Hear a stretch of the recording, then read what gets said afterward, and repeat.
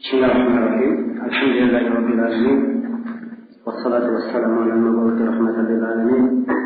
Nabiyyina Muhammad wa ala alihi wa sahbihi wa man tabi'ahum bi ihsanin ila yaumil din. Amma ba'd.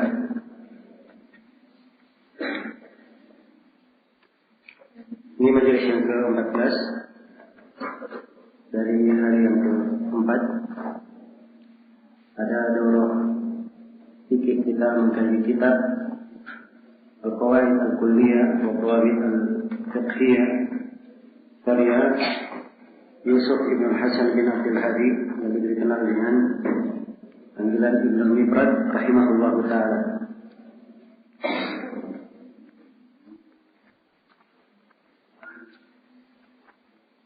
Pada malam hari ini insyaallah ta'ala kita akan memasuki kaidah yang ke-58. Berkata penulis rahimahullah, As-Saminatu wal Khamsun. Kaidah yang ke-58. Ini tentang syarat-syarat syahnya nikah. Tetapi syurutu sihhatin nikahi khamsatun. Syarat syahnya nikah ada 5. Ya.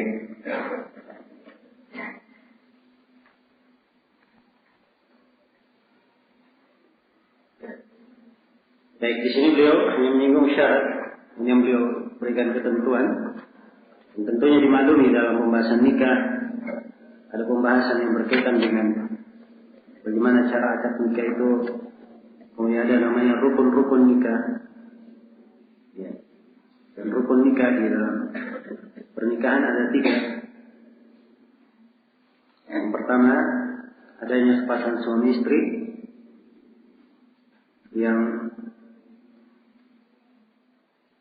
telah memiliki kelayakan untuk dinikahkan. Ya, jadi kalau disebutkan memiliki kelayakan untuk dinikahkan, berarti sudah dipastikan keduanya bukan dua orang yang bersaudara, keduanya bukan orang yang sesusuan, ya, dan seterusnya. Dari hal-hal yang menahan seseorang itu dinikahkan. Kemudian yang ketiga, yang kedua dari rukun nikah adalah adanya ijab. Adanya ijab dari wali atau siapa yang mewakilinya. Ya, dia berkata, saya nikahkan kamu dengan si fulan, atau dia saya nikahkan kamu dengan si fulan, atau saya nikahkan kamu dengannya. Ya, ini kata ijab. Kemudian rukun yang ketiga ada kata qabul. Lafaz yang keluar dari si suami atau siapa yang mewakilinya. Dia berkata, qabiltu hadzal nikah, atau qabiltu hadzal zawaj, saya terima nikah ini. Dan semisal dengan itu. Baik, itu rukun nikah. Dan sini penulis membahas tentang syarat syahnya nikah. Dan beliau terangkan 5 syarat. Yang pertama kata beliau rahimahullah, ta'yinu az-zawjayn. Yang pertama menentukan 2 mempelai. Menentukan 2 mempelai. Ya, jadi tentukan setiap dari keduanya. Calon pengantin laki-laki yang mana, calon pengantin perempuan yang mana. Ya. Tidak cukup seorang itu mengatakan saya nikahkan kamu dengan putriku, padahal orang tersebut mempunyai banyak anak perempuan. Ya. Dia mempunyai banyak anak perempuan, harus dia sebut dengan penyebutan yang menetapkan siapa yang dimaksud dengan putrinya. Kalau dia punya 3 anak perempuan, yang pertama, yang kedua, dan ketiga, disebutkan saya nikahkan kamu dengan putriku yang kedua. Lalu disebut namanya fulana. Ya. Jelas ya? Ini penyebutan atau sifat yang membedakannya. Ya. Baik. Ini syarat yang pertama. Ini disyaratkan karena di dalam masalah akad semuanya harus jelas. Dan ini juga dibangun di atasnya ridha yang akan diterangkan nanti. Maka semuanya harus dijelaskan. Kemudian yang kedua dari syarat kata beliau waridahuma, dan ridha keduanya. Di mana setiap dari dalam mempelai ridha ia dinikahkan dengan pasangannya. Dia ridha dinikahkan dengan pasangannya. Kalau salah satu dari keduanya dipaksa, maka itu tidak syah. Berdasarkan hadits Abu Hurairah, riwayat Bukhari dan Muslim, la tunkahul ayyim hatta tusta'mar, walal bikru hatta tusta'dan. Perempuan yang ayyim, yang janda, tidak boleh dinikahkan hingga dia dimintai pendapat. Dan seorang gadis tidak boleh dinikahkan sampai diminta izin darinya. Sampai diminta izin darinya. Maka ini hadis menunjukkan disyaratkan ridha dari keduanya. Dan ini masuk ke dalam akad, dan umumnya akad itu disyaratkan ada saling ridha antara kedua belah pihak. Iya. Kecuali kalau mempelai perempuannya masih kecil, dia belum balik, maka bagi walinya boleh menikahkannya walaupun tanpa izinnya. Walaupun tanpa izinnya. Sebagaimana Aisyah radhiyallahu taala anha dinikahkan dengan Rasulullah sallallahu alaihi wasallam, dan Aisyah masih kecil belum balik. Iya. Aisyah radhiyallahu taala anha masih kecil belum balik. Ini dilakukan oleh Nabi sallallahu alaihi wasallam, afdalul khalq, makhluk yang paling baik, paling merahmati manusia, yang paling memikirkan kemaslahatan. Ya, karena itu sebagian orang yang mengkritik tentang nikah dengan anak kecil, ini kritikan bukan pada tempatnya, mengikuti hawa nafsu. Ya. Alasan mereka anak kecil belum boleh dinikahkan. Ya. Bisa memberikan banyak bahaya pada anak itu. Nah, sampai sebagiannya menyebutkan kisah-kisah yang tidak baik. Ada yang meninggal karena pendarahan, karena dinikahkan di masa kecil, ya, dan seterusnya. Ini pemikiran orang yang tidak mengerti syariat. Ya, oleh mengerti syariat, ini pembahasan tentang dibolehkannya. Adapun tentang muasyarah, hubungan antara suami istri, itu dibahas juga di dalam fikih bagaimana hubungan yang baik, hal yang menyebabkan terjadi kebaikan antara suami dan istri, tidak membahayakan yang lain, ada kaidah tidak membahayakan, dan seterusnya dari kaidah-kaidah syariat. Dan ini tidak akan mengganggu suatu pernikahan. Dan hal-hal yang disebutkan itu tadi, itu adalah kejadian-kejadian terjadi pada sebagian orang. Ya, bukan sebuah hukum syar'i yang menjadi ukuran. Baik, karena itulah syarat umum yang disyaratkan adalah ridha antara kedua mempelai. Kemudian syarat yang ketiga, kata penulis rahimahullah, wal wali, disyaratkan wali. Ya, syaratkan wali, maksudnya menikahkan perempuan itu adalah walinya. Karena Nabi sallallahu alaihi wasallam bersabda di dalam hadis yang dikeluarkan oleh Imam Ahmad, Abu Daud, At-Tirmidzi dan Ibnu Majah, la nikah illa biwali wa syahidai adilin, tidak ada nikah kecuali dengan wali dan dua saksi yang adil. Dua saksi yang adil. Jadi harus dinikahkan dengan walinya. Kalau seorang perempuan menikahkan dirinya sendiri, nikahnya batil, tidak syah. Iya.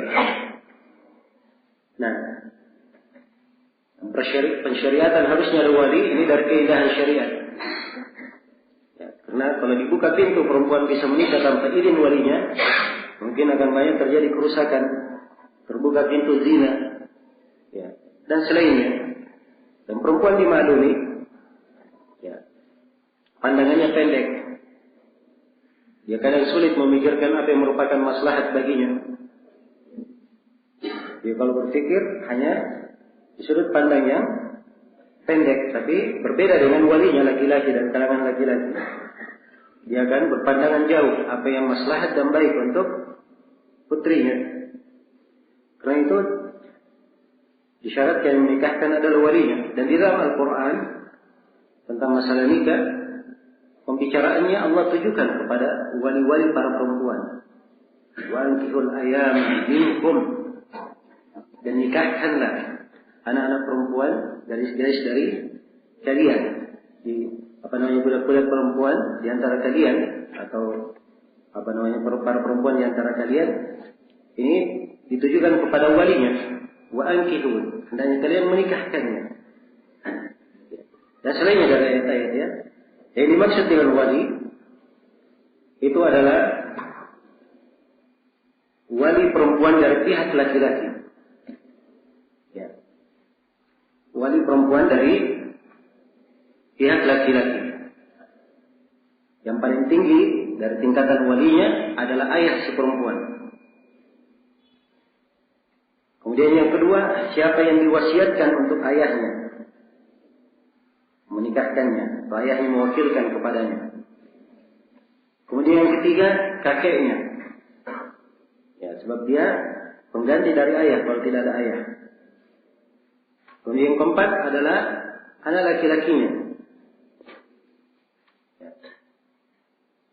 Dan kalau tidak ada anak laki-laki, ada cucunya, boleh cucunya menikahkan. Ya.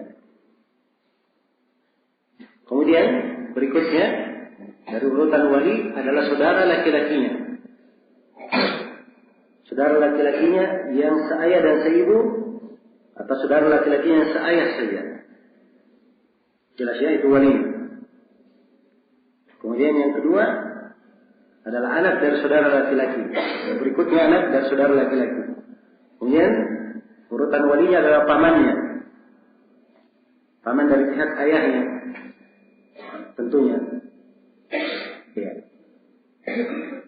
Kemudian setelah itu asabahnya yang paling dekat dalam urutan warisan.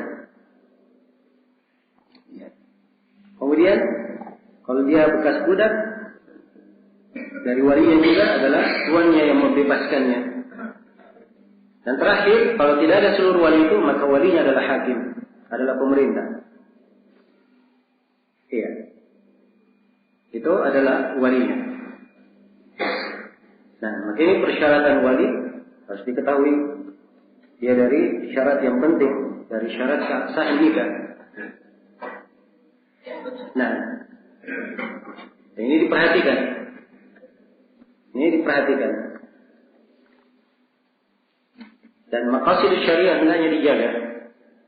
Karena sebagian orang tidak punya fikih yang bagus terhadap agama. Oh, tidak ada ayahnya, tidak ada saudaranya, tapi ada saudara laki-laki ibunya. Boleh saudara laki-laki ibu menikahkan? Hah? Tidak boleh. Dari pihak ibu tidak ada wali. Yang ada wali hanya dari pihak siapa? Ayah saja. Nah, kalau tidak ada walinya dari pihak ayahnya, maka yang menikahkan adalah pemerintah. Ya. As-sultan waliyu man la waliyalah. Pemerintah adalah wali orang yang tidak punya wali. Dan karena ada sebagian orang dia masuk dalam poin-poin perselisihan. Dia melamar seorang perempuan. Ayahnya tidak setuju. Ayahnya tidak setuju. Baik, ayahnya kan wali. Ada wali yang lain. Datangi pamannya. Oh, pamannya setuju. Pamannya nikahkan. Akhirnya berkelahi antara ayahnya dan pamannya. Dan ini juga pemikiran yang kurang wajar. Jelas ya? Kalau ayahnya tidak setuju, dilihat tentang ketidaksetujuannya bagaimana, apa posisinya. Kalau tidak setuju, urusannya ke KUA, angkat ke pengadilan. Itu urusan hakim. Nanti si ayah dipanggil. Kenapa dia tidak nikahkan? Apa sebabnya dan seterusnya. Ya. Sebab kalau dia berikan langsung datang ke pamannya atau saudaranya yang menikahkan, itu namanya mengajak apa? Membuat pertengkaran. Ya, mungkin ini dari poin-poin yang hendaknya diperhatikan. Jelas ya? Jadi harus ada wali yang menikahkan. Ya. Kemudian syarat yang keempat, wasyahadah. Disyaratkan adalah harus dipersaksikan. disaksikan oleh dua orang yang adil. Dipersaksikan oleh dua orang yang adil. Nah, berdasarkan hadis yang saya bacakan tadi, la nikah illa bi wali wa syahidai adilin. Tidak nikah kecuali dengan wali dan dua saksi yang adil. Harus dua saksi yang adil. Iya. Dan ini termasuk syarat. Kalau tidak ada saksinya, maka tidak syah nikahnya. Tidak syah nikahnya. Nah, ya. Kemudian syarat yang kelima, al-kafa'ah. Kata penulis al-kafa'ah. Al-kafa'ah itu secara bahasa artinya al-musawah. Sama, ya, sederajat, selevel itu musawah. Dan kalau dikatakan itu artinya al-kafa'ah. Afwanya itu artinya al-kafa'ah. Dan al-kafa'ah itu pada 5 masalah. Katakan kafa'ah. Dia dikatakan sekufu, sebanding, sama, kafa'ah itu pada 5 hal. Yang pertama pada agama. Ya, pada agama. Jelas ya? Nah, ada si suami orang yang taat beribadah, bagus beribadah, ya, maka nikahnya dengan orang yang rajin ibadah juga. Jangan nikah dengan perempuan yang fasik. Demikian pula perempuan yang baik-baik tidak dinikahkan dengan laki-laki yang fasik, karena tidak sama di dalam apa? Agamanya. Kemudian yang kedua dari kafa'ah adalah sama dalam kedudukan, sama di dalam kedudukan atau di dalam nasab. Nah, ya, bagi mereka yang mengatakan sekafa'ah dalam hal ini, tidak boleh orang ajar nikah dengan orang apa? Arab. Ya. Dan sebaliknya, ini kafa'ah ya. Baik, yang ketiga disebut kafa'ah adalah di dalam masalah kebebasan. Dalam masalah kebebasan, tidak boleh budak nikah dengan apa? Orang yang bebas. Kemudian yang keempat di dalam masalah pekerjaan. Ya, tidak boleh orang yang pekerjaannya bagus nikah dengan pekerjaannya apa? Jelek. Kemudian yang kelima di dalam masalah kelapangan. Ya, tidak boleh nikah orang yang punya kelapangan kaya dengan orang yang susah. Ini 5 hal ukuran kafa'ah. Tapi menjadi poin di sini, apakah kafa'ah disyaratkan atau tidak? Ini 2 pendapat. Penulis di sini menganggap poin ini adalah syarat. Dan ada pendapat yang kedua, juga di mazhab Hanbaliyah dan di pendapat ulama yang lainnya, bahwa tidak disyaratkan kafa'ah. Tidak disyaratkan kafa'ah. Dan ini pendapat lebih kuat, bahwa kafa'ah tidak disyaratkan. Dengan dalil hadis riwayat Bukhari dan Muslim tentang perintah Nabi sallallahu alaihi wasallam kepada Fatimah binti Qais untuk menikahi Usama bin Zaid. Dan dimaklumi bahwa Fatimah binti Qais Quraisyah, ya, dari Bani Quraisy, nasabnya nasab mulia. Ya. Dan Usama bin Zaid, ya, beliau dari keturunan budak, bekas budak ayahnya. Jelas ya, jadi beda dari sisi nasab. Bersama dengan itu Nabi SAW menikahkannya, menunjukkan bahwa kafa'ah bukan hal yang disyaratkan. Bukan hal yang disyaratkan. Kalau begitu syarat yang kelima di sini disebut oleh penulis, pendapat yang lebih kuat bahwa syarat yang kelima tidak disyaratkan. Jadi hanya berapa? Hanya 4 syarat saja. Karena itu tidak apa-apa orang kaya nikah dengan orang miskin, itu tidak ada masalah. Ya, jelas ya. Kalau budak nikah dengan bebas, ini memang ada pembahasannya. Ya, ada pembahasannya. Ada yang dibolehkan, ada yang tidak dibolehkan. Yang dibolehkan pun itu hanya di posisi kalau memang tidak ada jalan lain. Tidak ada jalan lain. Baik, dalam masalah berbeda agama, kalau terjadi perbedaan agama, ya, tidak dibolehkan seorang muslimah dinikahi oleh seorang apa? Seorang kafir. Ya. Ini adalah hal yang tidak dihalalkan. Tapi seorang mukmin laki-laki nikah dengan perempuan kafir boleh atau tidak? Ya, ini dibolehkan. Ini dibolehkan kalau memang dia melihat ada sisi maslahat untuknya, walaupun sejumlah ulama berpendapat sama sekali tidak boleh. Laki-laki dan muslim sama sekali tidak boleh menikah dengan orang kafir. Ya, dan ini pendapat punya sisi kekuatan di mana seorang muslim itu harus selalu menjaga agamanya. Ya, teman duduknya saja dia hindari, dia hati-hati dari teman duduk yang jelek, apalagi ini teman hidup. Ya, teman hidupnya, kalau teman duduk saja suruh hati-hati pilih yang bagus, apalagi memilih apa? Teman hidupnya. Nah, baik. Ini hukum yang berkaitan dengan masalah syarat nikah. Ya. Selesai sudah kaidah yang keberapa? Kaidah yang ke-58. Kita berpindah kepada kaidah yang ke-59. Kata penulis rahimahullah ta'ala, At-Tasi'atu wal Khamsun, kaidah yang ke-59. Ini termasuk kaidah yang bagus di sini, disebutkan oleh penulis, termasuk hal yang sangat mudah sekali kalau dipahami dengan baik, diambil sebagai kaidah yang membantu di dalam membedakan siapa yang mahram dan siapa yang bukan mahram. Ini kaidah tentang al-muharramat bin nikah, siapa-siapa yang tidak boleh dinikahi. Siapa-siapa yang tidak boleh dinikahi. Jelas ya? Kata penulis rahimahullah, al-muharramatu bin nikahi thalathatu aqsam. Perempuan-perempuan yang tidak boleh dinikahi itu terbagi tiga. Yang pertama, muharramatun ala ta'bid. Yang pertama yang diharamkan selama-lamanya tidak boleh dinikahi. Dan yang kedua adalah muharramatun ila amad. Ada yang diharamkan tidak boleh dinikahi untuk sementara saja. Untuk sementara. Yang ketiga nanti ada muharramat li'arid. Ada yang tidak boleh dinikahi karena suatu alasan tertentu. Yang dimana alasan itu sewaktu-waktu bisa hilang.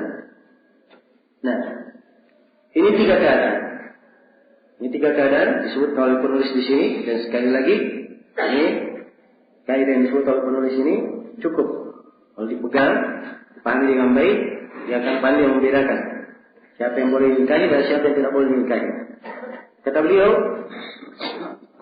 muharramatun, yang pertama muharramatun ala ta'bid, yang diharamkan untuk selama-lamanya. Selama-lamanya tidak boleh dinikahi. Ya. Wa kunna arba'atu aqsam. Yang diharamkan selama-lamanya tidak boleh dinikahi, ini ada 4 golongan. Ada 4 yang tidak boleh dinikahi untuk selama-lamanya.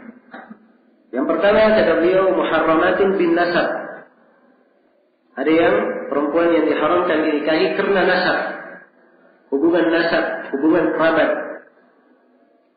Wa kunna sab'un. Dan ini ada 7 perempuan. Ya, 7 perempuan ini itu yang disebut di dalam Al-Quran. Ayat yang menjadi patokan di dalam masalah mahram itu ayat di surah Nisa. Ayat 23 dan 24. Kalau ingin diambil sebelumnya ayat 23, ayat 22 juga ada pembahasan tentang menikahi istri ayat. Jelas ya? Jadi ini ayatnya di surah Nisa Allah Subhanahu wa taala berfirman, "Hurrimat 'alaikum ummahatukum wa banatukum wa akhawatukum wa ammatukum wa khalatukum wa banatul akhi wa banatul ukht." Ya, ini 7 ya di awal ayat. 7 di awal ayat ini yang disebut muharramatun bin nasab. Yang diharamkan secara apa? Secara nasab. Ya, kita rinci 7 ini siapa? Yang pertama, hurrimat 'alaikum ummahatukum. Diharamkan atas kalian ibu-ibu kalian. Jadi ini yang pertama, yang tidak boleh dinikahi adalah siapa? Ibu. Ibu itu adalah perempuan yang mempunyai jasa atas kelahiran seseorang. Ya. Dan masuk di dalam ibu adalah ibunya yang melahirkannya. Dan masuk juga di dalam kategori ibu, neneknya. Ya. Ibu dari ibunya atau ibu dari ayahnya, dan masuk juga di dalam ibu apa? Ya. Buyutnya. Jelas ya? Dan seterusnya ke atas sampai kalau nenek moyangnya masih hidup, nenek moyang juga. Baik. Ini yang dimaksud dengan ibu ya. Jadi ibu semuanya mahram, tidak boleh dinikahi. Ya. Kemudian yang kedua, di dalam ayat disebutkan wa banatukum, dan anak-anak perempuan kalian. Ya. Anak-anak perempuan masuk di dalamnya anak perempuannya langsung. Ya. Anak perempuannya langsung. Dan masuk di dalamnya anak perempuan bermana cabang dari anak-anaknya. Ya. Cucunya. Cucu perempuan. Apakah cucu perempuan dari anak perempuannya atau cucu perempuan dari anak laki-lakinya? Ya. Jelas ya? Terus ke bawah. Kalau punya cicit perempuan juga mahramnya. Dari anak laki-laki maupun dari apa? Anak perempuan. Itu semuanya masuk di dalam firman Allah wa banatukum, dan anak perempuan kalian. Kemudian yang ketiga, dari yang diharamkan secara nasab, di dalam ayat dikatakan wa akhawatukum, dan saudara-saudara perempuan kalian. Dan saudara perempuan di sini masuk saudara perempuan seayah dan seibu, dan masuk saudara perempuannya yang seayah saja dengannya, dan masuk juga di dalamnya saudara perempuan yang seibu dengannya. Jelas ya?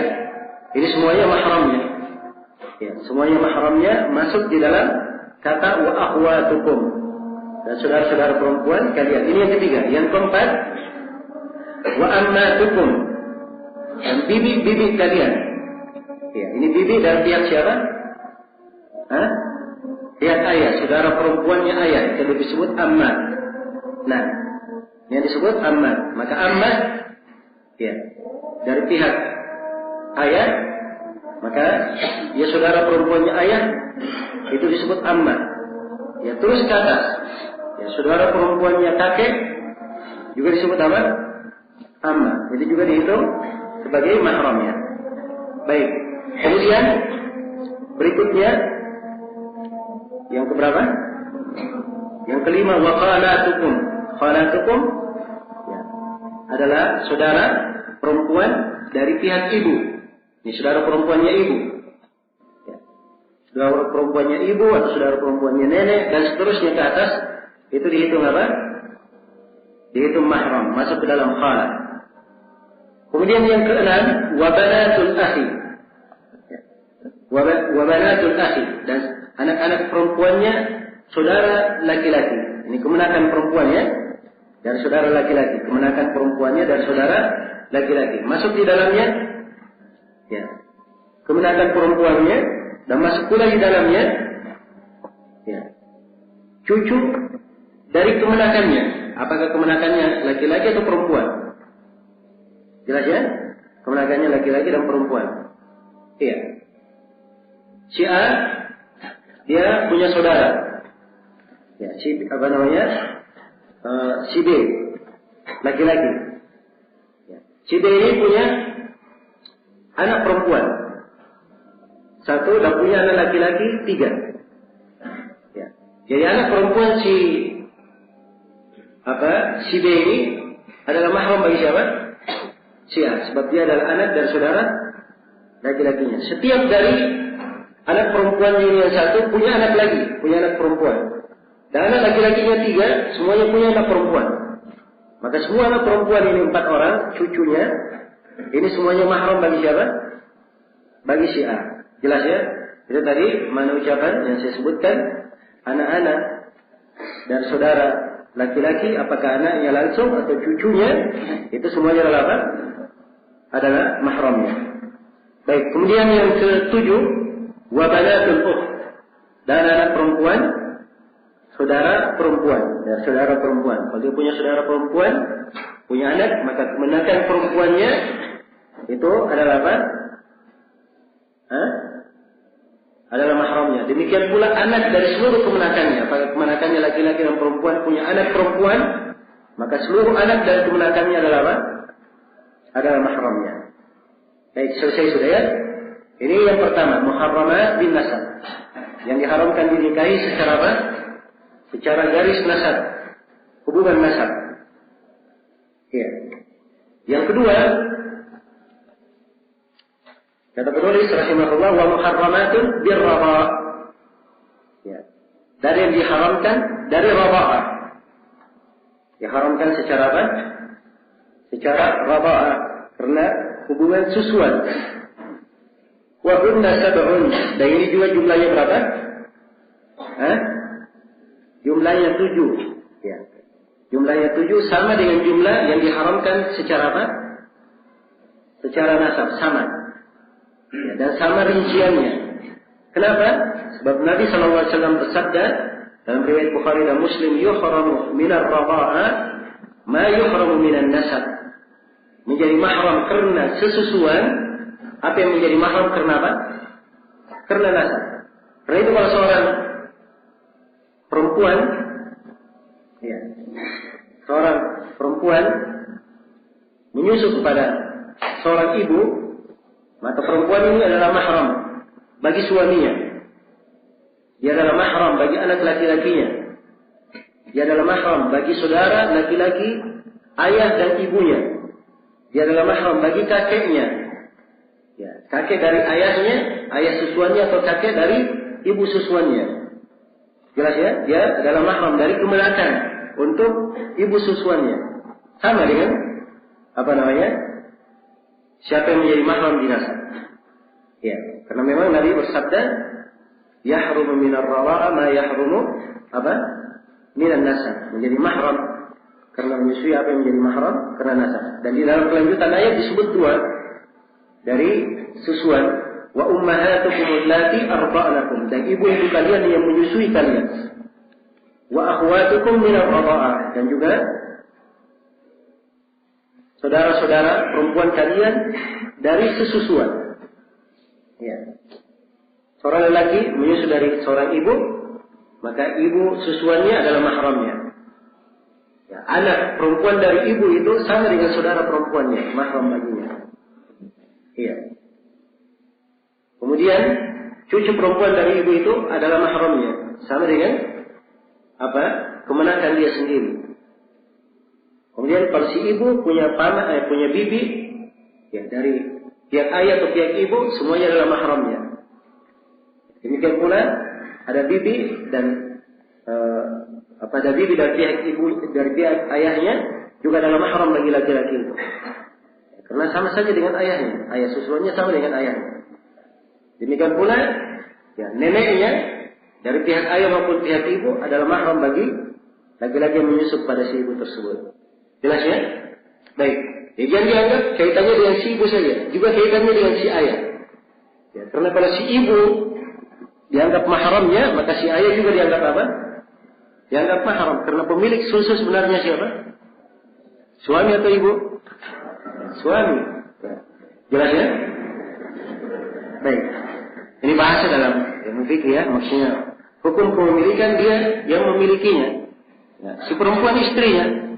Ya. Si perempuan adalah istrinya. Dia melahirkan disebabkan karena apa? Karena suami. Ya. Karena itu dia dikatakan dia sahibul laban, pemilik susu. Baik. Kemudian yang keberapa? Yang ketiga. Baik, yang ketiga, kata penulis rahimahullah, dari siapa yang diharamkan untuk selama-lamanya, wa muharramatun bil musaharah. Ya. Siapa yang diharamkan karena musaharah, ada hubungan nikah.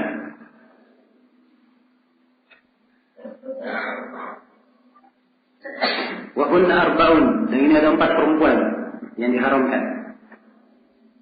Ya, ada 4 ya. Kita lihat dari diterangkan di ayat ke-22 dari surah Nisa dan juga ada di kelanjutan ayat 23 yang saya bacakan tadi. Kita mulai dulu dari ayat yang ke-22. Wala tankihu ma nakaha aba'ukum minan nisa. Jangan kalian menikahi apa yang dinikahi dari ayah-ayah kalian. Jangan kalian menikahi istri-istri yang dinikahi oleh ayah-ayah kalian.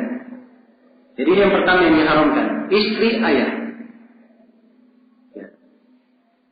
Jadi siapa saja yang sudah syah menjadi istri ayahnya, pernah dilakukan akad nikah kepadanya, walaupun sekadar akad nikah, baru akad sekali itu dicerai, belum ketemu, belum berduaan dan seterusnya, tapi sudah dinikahkan, sudah pernah akad, maka dia diharamkan apa? Baginya. Ya, sebab itu dianggap ibunya. Dianggap apa? Ibunya. Demikian pula kalau kakeknya pernah menikah dengan perempuan, maka seluruh istri dari kakeknya adalah apa? Haram untuk dia nikahi. Jelas ya? Jadi kalimat perempuan yang dinikahi oleh ayah, ayah bisa bermakna ayah kandungnya, apa ayahnya langsung, atau bisa bermakna kakeknya, ya. Dan seterusnya ke atas. Kemudian yang kedua, ya. Yang kedua disebutkan di dalam kelanjutan ayat di surah Nisa yang saya bacakan tadi, wa ummahatu nisaikum, dan ibu-ibu para istri kalian. Ya. Ibu-ibu para istri kalian. Jadi seorang kalau punya istri, ya istrinya, ya, ibu dari istrinya masih hidup, maka ibu dari istrinya itu adalah mahramnya. Ibu dari istrinya adalah apa? Mahramnya. Masuk di dalamnya ibu dari istrinya, nenek dari istrinya, ya, dan seterusnya ke atas. Semuanya adalah apa? Semuanya adalah mahramnya, karena dia dihitung sebagai ibu dari istri. Ya. Ibu dari istri. Baik. Dan masuk juga di dalamnya, ya. Jadi ibu istrinya, demikian pula nenek-neneknya. Karena neneknya kan untuk istri banyak. Ya. Paling tidak dia punya berapa? 2 nenek. Satu nenek dari ibu, satu nenek dari apa? Dari ayah. Ini kalau kakek dari ayahnya nikahnya cuma satu, atau kakek dari ibunya nikahnya cuma satu. Karena itu saya katakan sekurang-kurangnya dia punya 2 nenek. Dari ayah dan apa? Ibu. Dan dua-duanya adalah mahram bagi suami. Mahram bagi siapa? Suami tidak boleh dinikahi. Ini makna dari ibu istri-istri kalian. Kemudian yang ketiga, dari perempuan yang tidak boleh dinikahi karena ada hubungan pernikahan, adalah anak perempuan dari istrinya. Anak perempuan dari istrinya apabila dia telah dukul dengan istri itu. Jelas ya? Ini dibedakan antara dukul dengan tidak. Jadi kalau dia sudah berduaan dengan si istri, itu sudah disebut dukul namanya. Maka seluruh anak-anaknya sudah menjadi mahramnya. Tapi kalau baru di akad nikah, sebelum ketemu sudah ditalak, nah ini belum apa? Belum menjadi mahramnya. Ya, dan ini dalilnya adalah ayat, kelanjutan ayat, wa raba'ibukum allati fi hujurikum min nisaikum allati dakhaltum bihinna. Fa in lam takunu dakhaltum bihinna fala junaha 'alaikum. Ya. Dan Robibah kalian, yaitu anak-anak perempuan dari istri kalian. Jadi Syiah menikah dengan perempuan. Perempuan ini punya ya anak perempuan dari suami yang lain. Maka seluruh anak perempuannya ini dari suami yang lain, ketika ibunya dinikahi dan sudah berduaan, maka seluruh anak perempuannya menjadi apa? Menjadi mahramnya. Dan dalam ayat dikatakan, anak-anak perempuan kalian yang tinggal di kamar-kamar kalian, dari istri-istri kalian yang kalian sudah masuk berduaan dengannya. Kalau kalian belum masuk berduaan dengannya, maka tidak apa-apa bagi kalian. Maksudnya dia bukan mahram. Dan kalimat di kamar-kamar di sini, di hujurikum, ini mimbabi taglid, penggunaan kebanyakan. Sebab kebanyakannya, ya, seorang perempuan kalau diikuti, anak-anak perempuannya ikut bersama apa? Bersama istrinya. Ya. Ada di dalam asuhannya dan pangkuannya.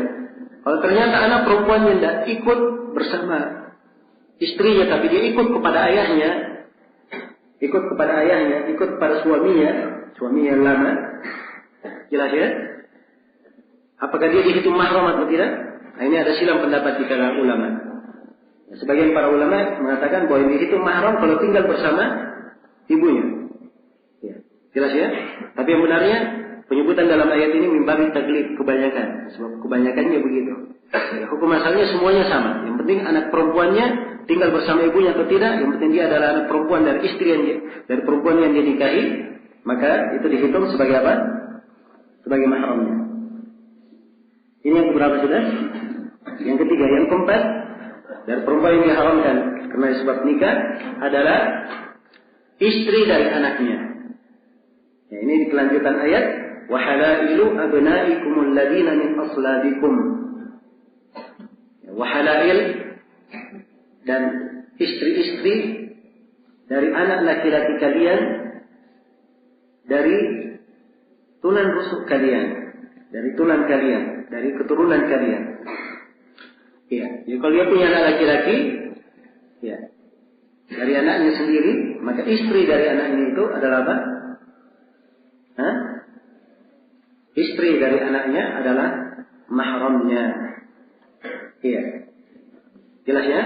Istri dari anaknya adalah mahramnya. Demikian pula kalau cucunya menikah, maka istri dari cucunya adalah apa?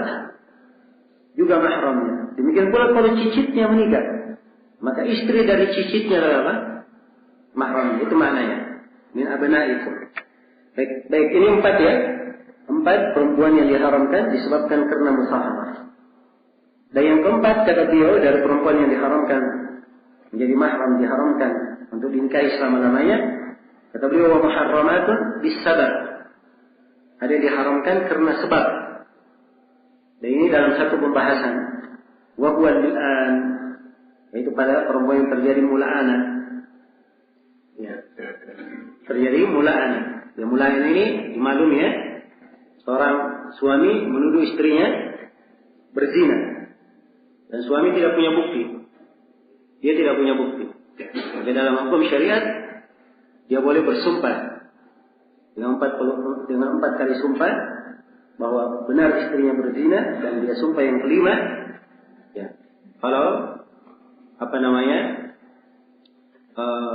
semoga laknat Allah ditimpakan kepadanya apabila dia tergolong orang yang berdusta.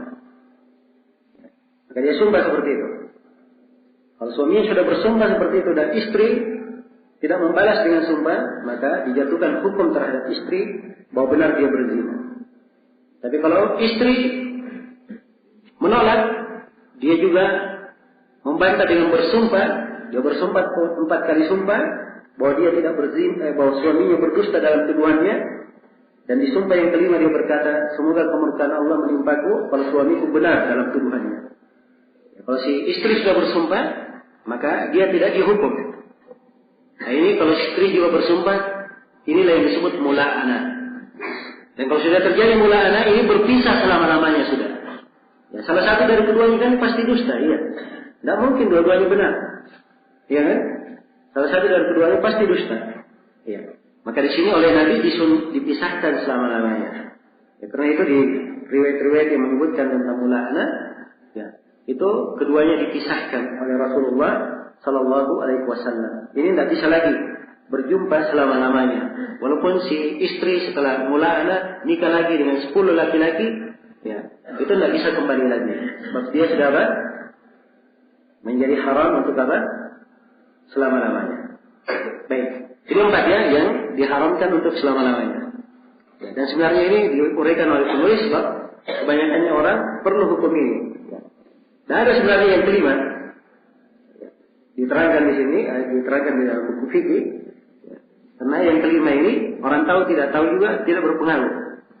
Yang kelima dia diharamkan karena kemuliaannya. Yaitu siapa?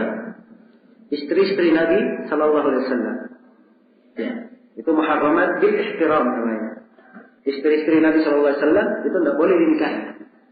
Jelas ya? Jadi kalau ingin didetailkan semuanya ada 5 aqsam.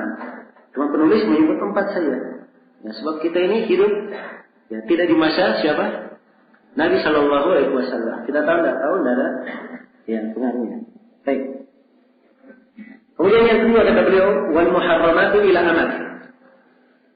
Yang kedua dari perempuan perempuan yang diharamkan untuk dinikahi, ada yang diharamkan dinikahi sementara. Wa kunna qisman. Dan perempuan yang sementara tidak boleh dinikahi ini ada dua golongan. Yang pertama muharramatun li ajlil jama'. Ya. Ada yang perempuan yang diharamkan dinikahi karena menggabungkan. Ya. Menggabungkan. Dia nikahi sekaligus. Nah, itu tidak boleh.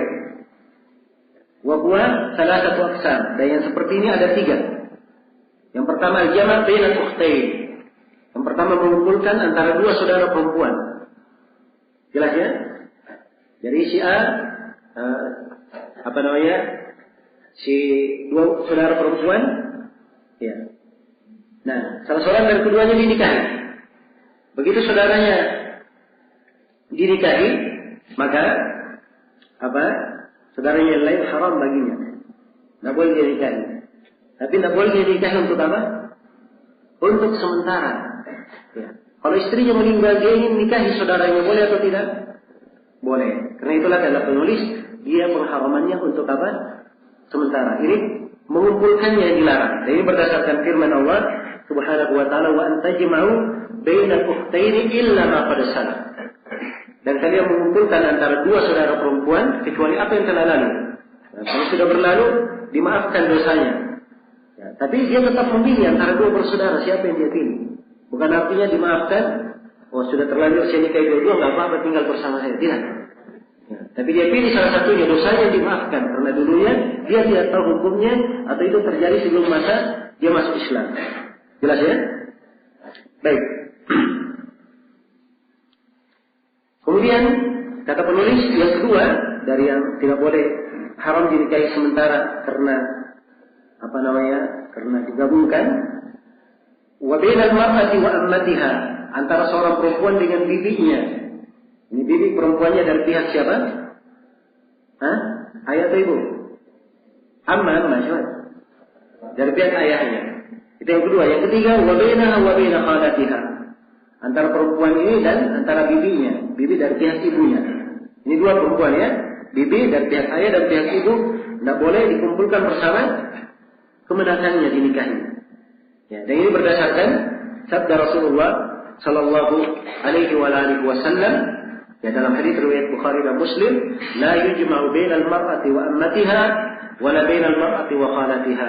Tidak boleh dikumpulkan antara seorang perempuan dengan bibinya dari pihak ayah, dan tidak boleh dikumpulkan antara seorang perempuan dengan bibinya yang dari pihak ibunya. Jadi kalau dia sudah nikah dengan istrinya, tidak boleh nikahi bibinya. Jelas ya? Kalau dia nikahi bibinya, tidak boleh nikahi kemenakannya. Tidak boleh nikahi kemenakannya. Kecuali kalau bibinya dia ceraikan, kemudian dia nikahi siapa? Kemenakannya boleh atau tidak? Ya, boleh saja. Itu dari sisi hukum bolehnya. Baik. Selesai ya? Ini bagian yang pertama dari golongan yang pertama dari perempuan yang tidak boleh dinikahi sementara. Golongan yang kedua dari perempuan yang tidak boleh dinikahi sementara, wa muharramatun bi ajli intihai adat. Perempuan yang diharamkan dinikahi untuk menunggu selesainya bilangan. Atau dia tidak boleh dinikahi sampai sudah selesai bilangannya. Ya, ini berkaitan dengan batasan. Ya. Karena itu kata penulis, bayahrumu alal hurri ayatazawwaja khamisatan. Diharamkan terhadap seorang yang bebas, dia nikah istri yang kelima. Ya, sebab dia sudah punya berapa? Sudah punya 4 istri, sudah habis limitnya. Maksimalnya sudah berapa? 4. Ya. Maka tidak boleh dia nikah apa? Nikah yang kelima. Jelas ya? Tidak boleh nikah yang kelima. Kata beliau, maka ada alam arba. Data yang lebih dari 4. Ya. 5, 6, 7 itu tidak dibolehkan semuanya. Yang penting lebih 4. Jelas ya? Wal abdu la yazinu ala isnataini. Itu kalau dia seorang yang merdeka. Kalau dia budak, tidak boleh dia nikah lebih dari 2. Ya. Tidak boleh dia nikah lebih dari 2. Jelas ya? Karena budak itu beda apa namanya? Beda hukumnya. Nah, dengan orang yang bebas. Dan di 5 pembahasan fikih, budak itu hukumnya 1/2 dari orang yang bebas. Ada 5 pembahasan fikih. Ya, salah satunya di pembahasan ini. Di pembahasan masalah apa? Ya, perempuan yang boleh dia nikahi. Akan datang nanti lagi di pembahasan iddah. Iddah seorang budak itu setengah dari iddah seorang perempuan yang apa? Bebas. Baik. Ada di pembahasan lain, di pembahasan hudud. Ya. Nah. Baik. Semuanya di 5 pembahasan. Selesai sudah ya? Bagian yang kedua dari yang diharamkan dinikahi untuk apa?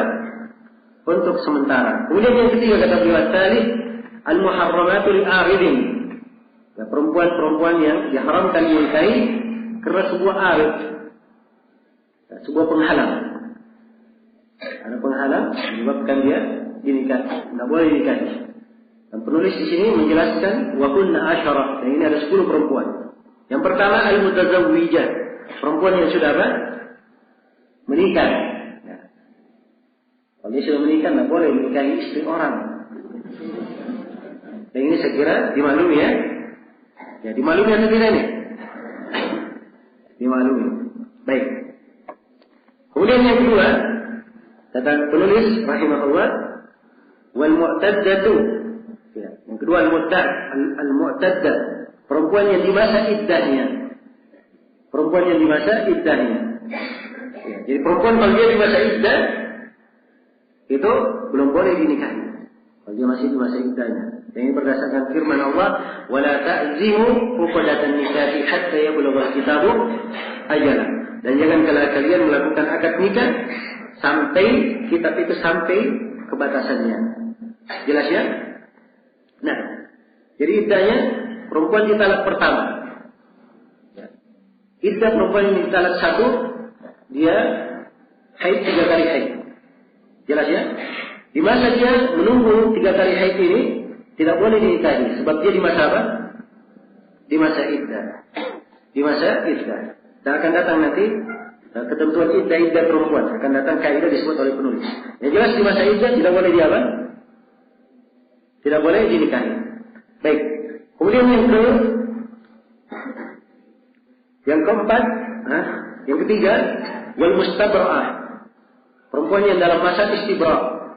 Ya, perempuan yang di masa istibra'. Istibra' itu adalah masa 1 kali haid untuk mengetahui rahim perempuan itu kosong atau tidak. Jelas ya? Kalau dia haid sudah 1 kali, maka dia sudah dikatakan istibra', sudah boleh dinikahi. Nah, ini budak yang dibeli, ya, dia tidak boleh langsung digauli oleh tuannya. Nanti setelah istibra baru boleh, ya, hal tersebut. Demikian pula perempuan yang berzina, dia tidak boleh langsung menikah kecuali setelah istibra. Ini kalau tidak nampak bahwa perempuan itu hamil. Jadi perempuan yang berzina dan belum nampak hamil tidak boleh dinikahi kecuali setelah apa? Istibra, dia haid 1 kali haid. Baik, yang ketiga dari perempuan yang tidak boleh dinikahi karena sebuah alasan adalah az-zaniyatu hatta tatub. Perempuan yang berzina sampai dia tobat. Nah, perempuan yang berzina itu tidak boleh dinikahi. Ya, dengan syarat, kecuali dengan syarat dia telah bertobat. Ya, dan ada syarat yang lain juga disyaratkan, dia lepas dari iddah. Lepas dari iddah disyaratkan. Karena iddah sudah disebut tadi. Dan sudah selesai. Maksudnya perempuan yang berzina lepas iddah, itu iddahnya pada 2 hal. Dilihat. Perempuan setelah berzina, ada 2 kemungkinan. Kemungkinan yang pertama tampak dia hamil. Kemungkinan yang kedua, dia belum tampak hamil. Jelas ya? Kalau dia tampak hamil, maka iddahnya sampai apa? Dia melahirkan. Setelah melahirkan baru boleh dinikahkan. Baru boleh dinikahkan. Ini kalau dia hamil. Kalau dia belum hamil, belum tampak hamilnya, maka ditunggu istibra. Apa itu tadi istibra? Dia haid 1 kali haid. Jadi syaratnya 2 syarat. Pertama dia sudah bertobat. Syarat yang kedua sudah lepas iddah. Itu tadi rinciannya. Nah, dan ini pendapat yang dipegang oleh muhaddiqin dari para ulama, dan kebanyakan ulama kita di masa ini memberi fatwa dengan apa yang saya terangkan tadi, bahwa perempuan yang berzina tidak boleh dinikahi kecuali dengan 2 syarat. Itu fatwa Syekh bin Baz, Lajnah Daimah, Syekh Ibnu Utsaimin, ya, Syekh Mukbil, ya, Syekh Shalal Fauzan dan selainnya dari para ulama. Baik. Kemudian yang kelima, ini pembahasan perempuan yang berjalan sampai bertobat. Sekarang ini banyak terjadi kasus ya. Ya, sebab peristiwa-peristiwa kecelakaan semakin banyak di akhir zaman ini. Ya. Baik, yang kelima kata beliau, wal mutallaqatu salatan hatta tankiha zawjan ghairahu. Dan perempuan yang ditalak 3 sampai dia menikah dengan suami yang lain. Jadi kalau perempuan sudah ditalak 3 oleh suaminya, maka suami tersebut tidak bisa rujuk lagi kepada istrinya, bekas istrinya. Kecuali kalau bekas istrinya ini sudah menikah dengan laki-laki lain dengan nikah yang syah dan terjadi hubungan suami istri, kemudian diceraikan oleh suaminya yang kedua, maka suami yang pertama boleh apa? Boleh rujuk kepadanya, boleh nikah. Maka ini dia di sini dimasukkan tidak boleh dinikahi karena apa? Karena sebuah alasan. Ya. Kemudian yang berapa sekarang? Yang ke-6, wal muhrimah, perempuan yang sedang melakukan ihram. Kalau dia sedang ihram melakukan manasik haji atau umrah, tidak boleh dinikahi. Ini sudah berlalu bersama kita ya. Hadits Utsman bin Affan, la yankihul muhrim wa la yunkah wa la yakhtub. Nah, tidaklah seorang muhrim itu menikah, tidak pula dinikahkan dan tidak pula dia apa? Melamar. Nah, kemudian yang keberapa sekarang? Yang ke-7, wal muslimatu dikafirin. Ya, dan tidak boleh seorang perempuan muslimah dinikahkan dengan perempuan apa? Perempuan kafir. Ya, seorang perempuan muslimah tidak boleh dinikahkan dengan apa? Laki-laki kafir. Ya, dan ini berdasarkan firman Allah Subhanahu wa taala, "Wala tunkihu al-musyrikina hatta yu'minu." Jangan kalian menikahkan anak-anak perempuan kalian dengan kaum musyrikin sampai mereka beriman. Jelas ya? Jadi tidak boleh perempuan mukminah dinikahkan dengan laki-laki kafir. Apakah dia kafir ahlul kitab atau selain ahlul kitab? Dua-duanya tidak diperbolehkan. Baik. Kemudian yang ke-8, ya. Wa ghairul kitabiyya li muslimin. Maksudnya ghairul kitabiyya di sini adalah kafir ghairul kitabiyah. Al-kafirah, perempuan kafir yang bukan ahli kitab untuk seorang muslim. Ya, sebab seorang muslim boleh menikahi perempuan kafir itu kalau perempuan kafirnya apa? Ahlul kitab. Kalau dia kaum musyrikah dan kaum musyrikin itu tidak boleh dinikahi. Itu ayat Al-Quran, wala tunkihul musyrikati hatta yu'minna. Jangan kalian menikahi, wala tankihul musyrikati hatta yu'minna. Jangan kalian menikahi para perempuan musyrikah hingga ia beriman. Baik. Dan ada ayat-ayat yang lain yang menjelaskan tentang hal ini. Kemudian yang ke-9, wal amatu 'alal hurril qadir 'ala nikahil hurrah. Demikian pula seorang budak perempuan itu tidak boleh dinikahi oleh seorang yang bebas. Di mana orang yang bebas ini dia mampu menikahi perempuan yang bebas pula. Dia mampu menikahi perempuan yang bebas pula. Jadi asalnya laki-laki bebas, dia nikah dengan perempuan yang bebas. Ya, itu asal. Karena itu disebutkan oleh penulis ini yang punya kemampuan. Tapi kalau ya dia nikah dengan perempuan bebas, tidak ada kemampuannya karena maharnya terlalu mahal. Ya, kemudian biayanya juga terlalu banyak. Ya, dia hanya punya kemampuan nikah dengan budak. Ya, dan itu dimudahkan baginya dan dia harus menjaga kehormatannya.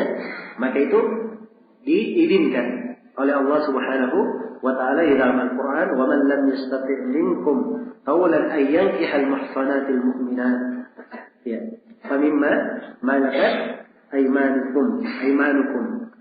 Ya, siapa di antara kalian yang tidak bisa secara langsung menikahi perempuan muhsanah, akan apa dari apa? Budak yang dia miliki. Ya, kemudian disebutkan di akhir ayat sebabnya apa? Dari kaliman khasyal anata minkum. Itu bagi siapa yang mengkhawatirkan anak bagi dia. Jadi ada kekhawatiran pada dirinya. Ya, jadi kalau dia hanya kemampuannya menikahi budak, ya, dan dia takut jatuh di dalam maksiat kalau dia tidak apa? Menikah, maka itu darurat namanya, boleh dia nikah. Walaupun hukum asalnya tidak boleh dia menikahi apa? budak perempuan. Kenapa? Sebab kalau budak perempuan ini punya anak, anaknya juga menjadi apa? Menjadi budak. Ya. Anaknya juga menjadi budak. Jelas ya? Ya, kecuali ya ini tentang masalah hukumnya, hukum budaknya. Ya, ini di posisi yang seperti ini. Ya, kecuali kalau dia khawatirkan anak bagi dia, khawatirkan dia jatuh dalam zina, maka dia harus segera menikah. Ini lain lagi masalahnya. Baik, selesai sudah. Yang ke-9. Yang ke-10, wal khunsa hatta yatabayyana amruhu. Al khunsa. Tahu al khunsa? Biasanya kita kenal hanya dakar. Dakar itu laki-laki ya. Perempuan apa? Khunsa. Kalau khunsa ini antara laki-laki dan perempuan. Ingat ya, bukan waria, bukan bencong, bukan. Ya. Tapi ini orang dia kelaminnya mungkin laki-laki dan mungkin apa? Perempuan. Ya. Maka yang seperti ini tidak boleh dinikahi sampai tampak dia laki-laki benaran atau perempuan benaran. Jelas ya? Ini perhatikannya di sini yang ilmu fikih. Sampai yang seperti ini juga ya dibahas. Padahal ini kejadian jarang apa? Jarang terjadi. Nah, selesai ya 10 ya dari yang diharamkan dinikahi karena suatu sebab, suatu alasan yang terdapat pada keadaan tertentu. Yang mungkin alasan itu akan hilang. Baik, selesai sudah siapa yang diharamkan untuk dinikahi. Sekarang penulis berpindah kepada kaidah yang ke-60. Ya. Kata beliau rahimahullah sittun, kaidah yang ke-60. Ini perhatikan ya, malam ini yang terlalu banyak pertanyaan. Kita mau selesaikan sampai kaidah ke-62. Kalau selesainya jam 9 kita berhenti. Ya. Baik. Kaidah yang ke-60. Kata beliau rahimahullah, al-uyubu al-muthbita lil khiyari fi nikahi thalathatu aqsam. Ya, ini tentang aib-aib di dalam nikah. Ya. Kalau seorang sudah menikah, dua orang sudah menikah, ternyata setelah terjadi pernikahan tanpa ada aib, ada cacat pada laki-laki maupun perempuan, ya, maka cacat yang dibenarkan oleh syariat itu memberikan hak pilih bagi laki-laki maupun perempuan untuk berpisah. Karena ada apa? Ada cacatnya. Jelas ya? Nah, inilah yang diterangkan di sini oleh penulis. Ya, al-uyub al-muthbitah, aib-aib yang mewafaqkan lil khiyar, dia boleh memilih untuk berpisah. Fin nikah, ya setelah dia menikah. Salah satu aqsam, dan ini ada 3 bagian. Ada 3 bentuk aib. Yang pertama al-awwal minha, yang pertama dari 3 aib ini, ma yakhtassu bir rijal wa huwa syai'an. Yang pertama adalah ada aib yang khusus bagi siapa? Khusus pada laki-laki aib ini. Ini aibnya khusus siapa? Laki-laki. Nah, dan ini pada 2. Yang pertama al-jab. Ini yang pertama. Al-jab ini adalah orang yang terpotong kemaluannya. Ya. Jelas ya? Dan ini haknya perempuan. Kalau setelah nikah ternyata tidak ada,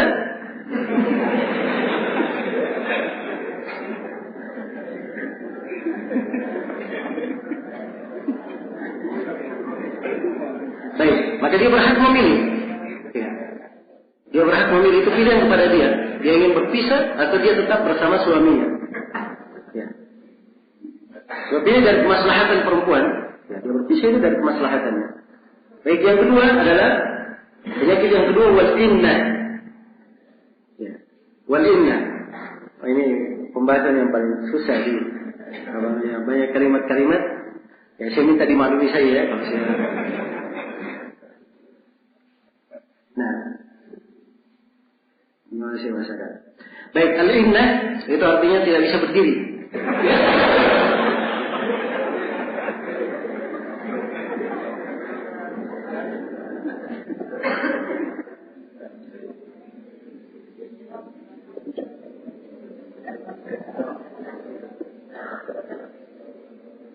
Baik. Ini 2 jenis aib ya, khusus bagi laki-laki. Khusus bagi laki-laki. Ya, khusus untuk aib yang kedua ini, al-inna ini, khusus untuk al-inna, ini diberikan waktu 1 tahun. Ya, untuk suami diberi waktu berapa? 1 tahun. Nah, kalau dia ternyata sembuh selama setahun ini, melakukan hubungan, ya, maka ya tidak ada hak bagi istri untuk apa? Untuk minta berpisah. Kalau tidak, maka dia boleh minta dipasas nikahnya. Nah, baik. Ini yang pertama. Ya. Ini yang pertama, cacat khusus bagi laki-laki. Kemudian yang kedua, ada cacat khusus bagi perempuan. Ya. Cacat khusus bagi perempuan ini ada 4 perkara. Ada 4 perkara. Yang pertama adalah ar-ratak. Ya. Sebut sini ratak. Dan ratak ini adalah apa namanya? Dia bergabung tidak ada lubangnya. Iya. Dan ini tentunya ya, cacat dan kemaslahatan si suami kalau dia ingin apa namanya? Berpisah untuk mencari yang lainnya. Baik. Kemudian yang kedua adalah wal qaran. Ya, bisa dibaca al-qaran, bisa dibaca al-qarnu. Nah, di mana pada lubang masuknya di situ ada hal yang menghalangi, apakah berbentuk tulang atau dia berbentuk taring atau berbentuk tanduk.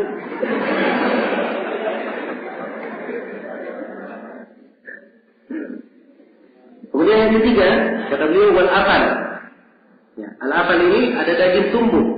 Ya, ada daging tumbuh di situ. Ya, ini juga bentuk cacat. Daging tumbuh yang tidak seperti biasanya. Kemudian yang keempat wal fatak. Ya, wal fatak ini terlalu lebar ya. Ya, baik. Selesai sudah cacat khusus bagi perempuan. Ya, saya sekarang berpindah ke cacat yang ketiga. Ini pembahasan secepatnya saya bisa selesai.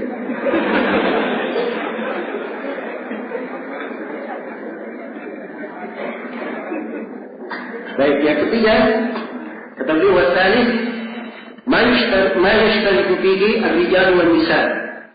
Ya, apa yang bersyirikat di dalamnya laki-laki dan apa? Perempuan. Dia cacat terjadi pada laki-laki, terjadi juga pada perempuan. Dan ini ada 3. Al-jutham, yang pertama jutham, kusta. Yang kedua al-baras, penyakit sopat. Dan yang ketiga al-junun, ketidakwarasan. Ini 3 penyakit. Dan penulis di sini membatasi hanya 3 ya. Sebenarnya ada yang lainnya. Ya, cuman mungkin beliau menilai pada hal yang kebanyakan orang seperti itu. Sebenarnya ada hal-hal yang lain, tapi insyaallah taala apa yang disebut oleh penulis di sini sudah bisa mewakili. Baik, ini secara global ya 3 cacat. Kalau 3 cacat ini ada, seorang ya punya hak untuk apa? Minta dipasas nikahnya. Selesai sudah kaidah yang ke-60. Sekarang kaidah yang ke-61. Ya.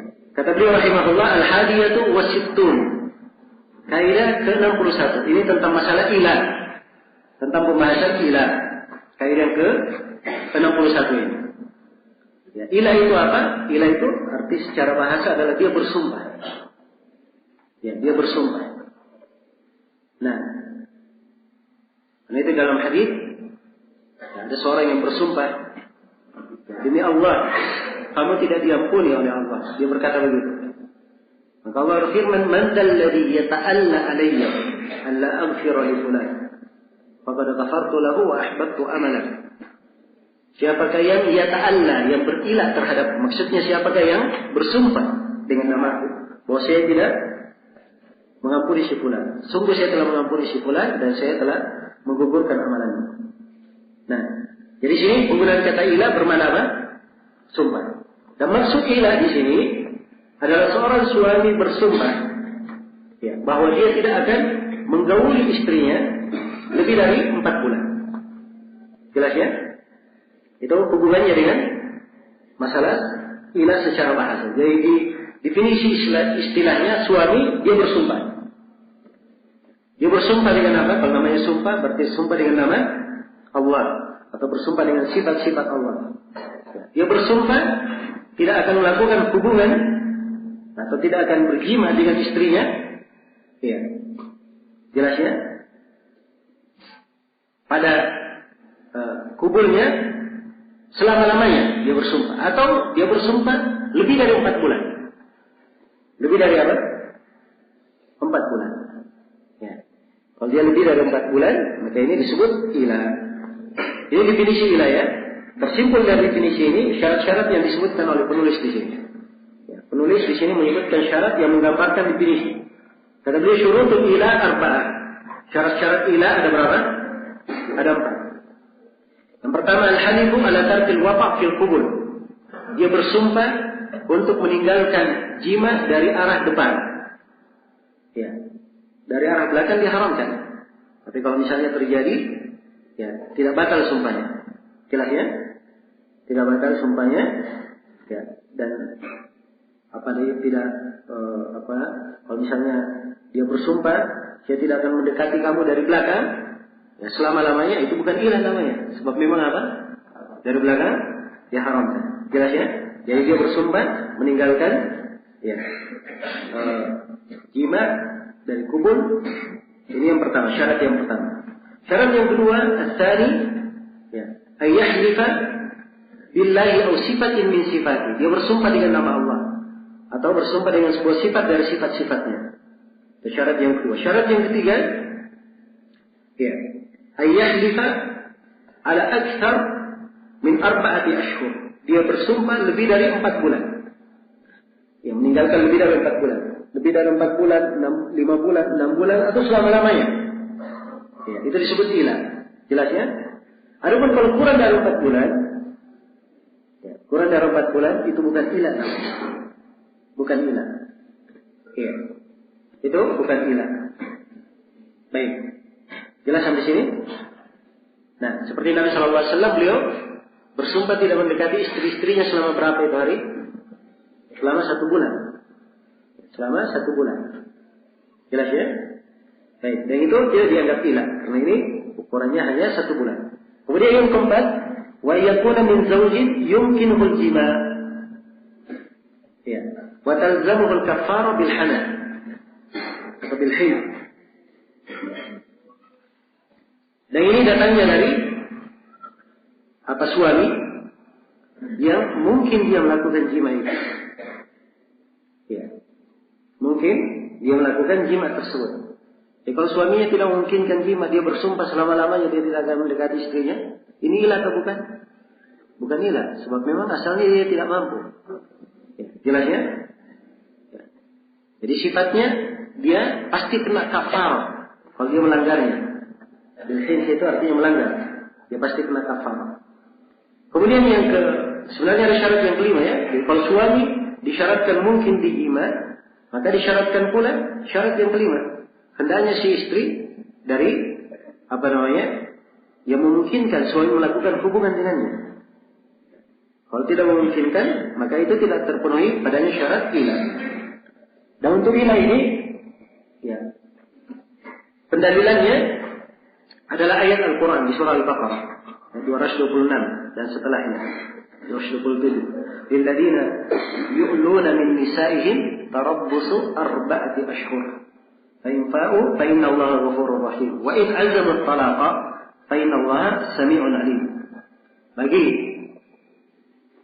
mereka yang melakukan ilah kepada istri-istrinya, dia menunggu 4 bulan. Ya, jadi ilah paling lama berapa? Paling kurangnya berapa? 4 bulan. Iya. Baik, dari kata 4 bulan ini banyak ada beberapa kandungan fikih di dalamnya. Di antaranya apa yang disebutkan di dalamnya? Fa in fa'u fa inna Allaha ghafurur rahim. Jadi kalau setelah 4 bulan dia tidak mendekati istrinya, kalau dia kembali rujuk, maka Allah mengampuni. Allah ghafurur rahim, dimaafkan. Jelas ya? Jadi cara rujuknya apa? Dengan dia melakukan hubungan dengan istrinya. Ya, kalau sudah dia melakukan hubungan, berarti ilahnya sudah apa? Sudah beres, sudah selesai. Ya, wa in azamu talaqa fa inna Allaha samii'un 'alim. Ya, kalau tidak, kalau dia berazam untuk mentalak, ya, berazam untuk mentalak, sesungguhnya Allah Maha mendengar lagi Maha mengetahui. Jadi ini hukum berikutnya. Ya, kalau sudah 4 bulan dia ilah, 4 bulan dia mendekati istrinya, dan lebih 4 bulan, maka istri punya hak minta ke pengadilan supaya dipisahkan. Jelas ya? Minta ke pengadilan supaya dipisahkan. Ini dari hak istri. Ya. Kalau suami tidak mau mentalak, itu yang sudah kita bahas kemarin ya.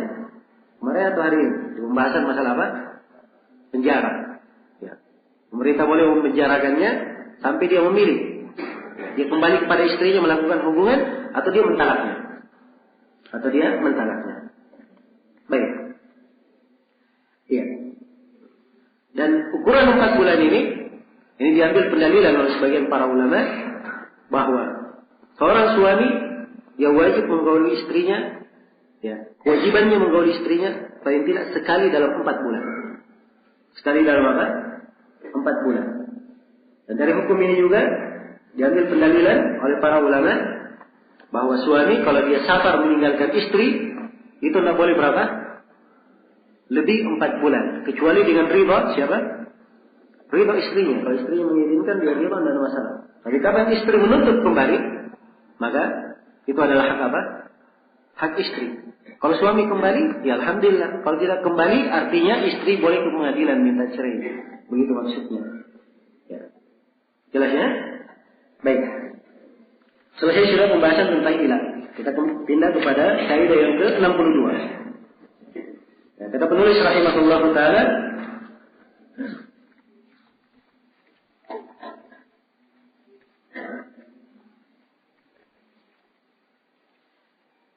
As-saniyatu was-sittun. Kaidah yang ke-62. Al-mu'taddat sittatu aqsam. Ini tentang iddah-iddah para perempuan, tentang masalah iddah. Ya, ini kaidah bagus diterangkan di sini oleh penulis tentang masalah iddah. Ya. Dari hal yang berkaitan dengan talak. Ya, setelah terjadinya talak itu ada namanya masa iddah. Dan iddah itu adalah masa penungguan yang telah ditentukan. Lama penungguannya. Itu iddah namanya. Maksudnya lama penungguan, batasan penungguan yang berkaitan dengan banyak hukum. Pada sebagian iddah suami bisa rujuk di situ. Pada sebagian iddah maknanya di masa iddah tersebut tidak boleh dia melakukan akad nikah, ya, dan seterusnya. Jelas ya? Ini disebut dengan iddah secara syariat. Jadi masa iddah ini adalah hal yang diterangkan di dalam Al-Quran, diterangkan di dalam hadits Rasulullah SAW, dan secara umum disepakati oleh para ulama tentang keberadaan masa iddah ini. Dari Al-Quran Allah Subhanahu wa taala berfirman, "Wal mutallaqatu yatarabbasna bi anfusihinna thalathata quru." Dan para perempuan yang ditalak, mereka menunggu untuk diri-diri mereka selama 3 quru. Quru di sini ada 2 penafsiran di kalangan as-salaf. Ada yang menafsirkan quru artinya bermakna athhar, 3 kali suci. Dan ada quru bermakna 3 kali haid. Ya. 3 kali haid. Walaupun yang dikuatkan oleh sejumlah ulama kita bahwa dia lebih dekat kalau dikatakan bermakna 3 kali haid. Nah, Syekh Muhammad Amin Asy-Shinqiti dalam Adwaul Bayan, beliau punya pembahasannya sangat kuat sekali, yang beliau simpulkan bahwa quru di sini walaupun dari sisi bahasa dia mungkin bermakna 3 kali suci dan mungkin bermakna 3 kali haid, tapi dari sisi syariat dan dalil-dalil yang beliau terangkan bahwa dia lebih kuat dikatakan bermakna 3 kali haid. Ya. Baik. Ini 3 quru. Jadi penyebutan masa iddah ya. Dan juga ayat di surat Talaq, "Wallahi ya'isna minal mahid min nisa'ikum in irtabtum fa'iddatuhunna 3 ashhur wallahi lam yahid wa ulatul ahmali ajalahunna ay yada'na hamlahunna."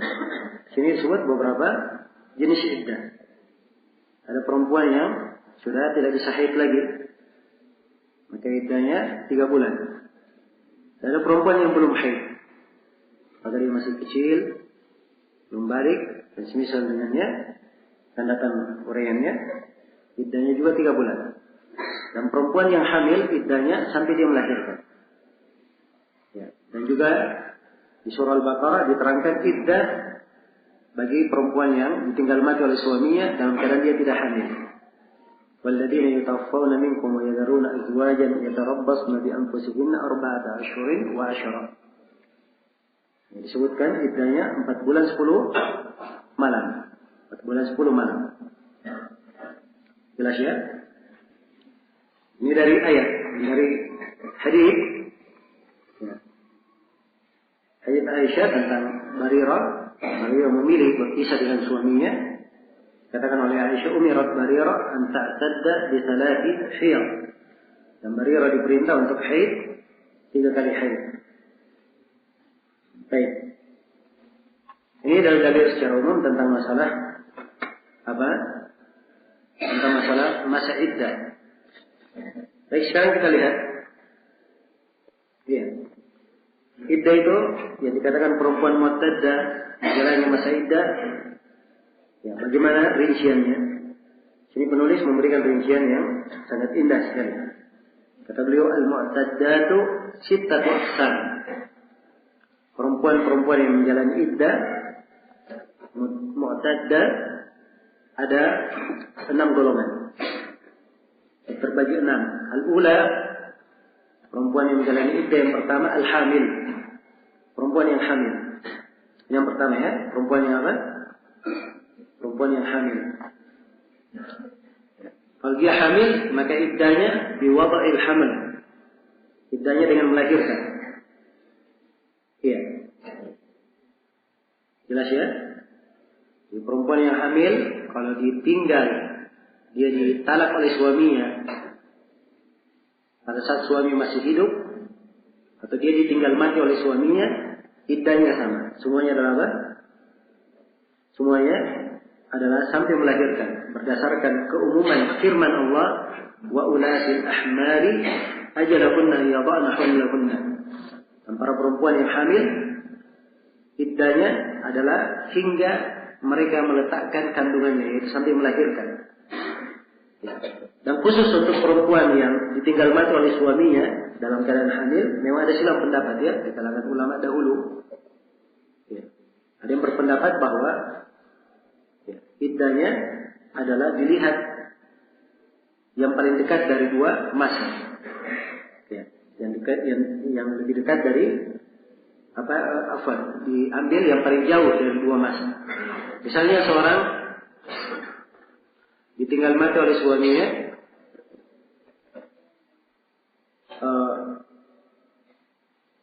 saat dia hamil 4 bulan. Dan maka menurut pendapat ini iddahnya adalah 5 bulan. Sebab ini masa yang paling panjang. Jelas ya? Masa yang paling panjang. Kalau diambil iddah 4 bulan 10 hari itu pendek.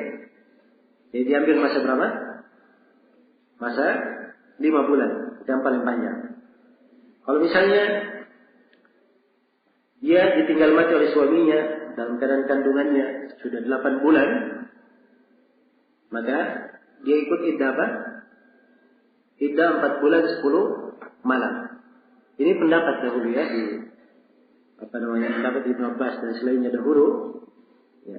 Cuman yang lebih kuat adalah keumuman ayat. Nah, ini telah diterangkan dalam sebagian hadis tentang ia diamalkan bahwa perempuan yang meninggal, perempuan yang ditinggal mati oleh suaminya dalam keadaan dia haid, dalam keadaan dia hamil, iddahnya sama dengan perempuan hamil yang lain, yaitu sampai dia apa? Sampai dia melahirkan. Nah itu di sini penulis memberi keterangan mutlak. Perempuan yang hamil tidak ada rincian.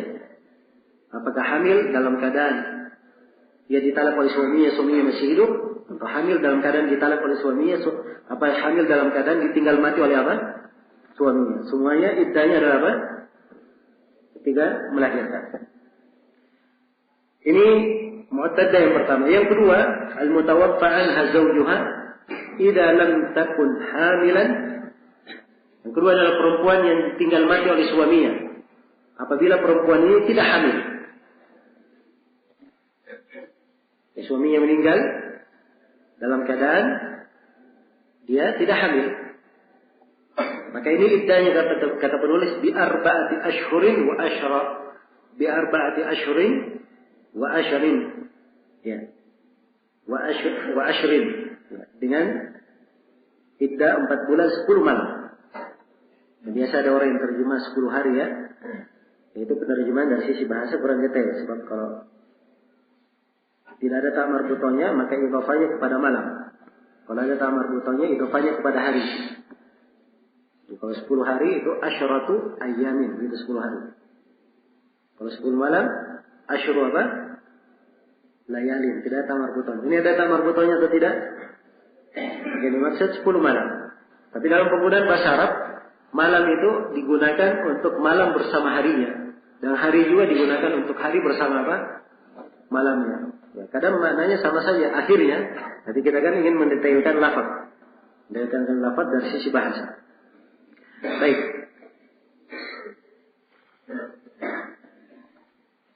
Ini yang kedua ya.